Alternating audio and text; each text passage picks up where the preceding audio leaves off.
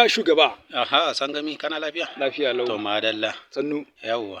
Ina so a bani labari na faɗan da aka yi tsakanin Portable da Kata Efe. Alright, ka san bari ka ji yadda aka samu abun nan Portable. Ka san table ai? Yawwa. Mene abun da yara suke yin kashi a cikin nan? Wannan po kenan. Po ba, idan ka ɗauki po ka aje akan table ba ya zama po table ba?